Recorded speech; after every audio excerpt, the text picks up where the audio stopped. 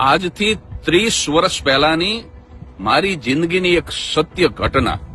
એ વખતે હું અને નીતા થાનગઢ રહેતા અને મારું નાનકડું ઝેરોક્સ સેન્ટર. હું હતો જગો ઝેરોક્સ વાળો, 1 રૂપિયાની 3 કોપી વાળો.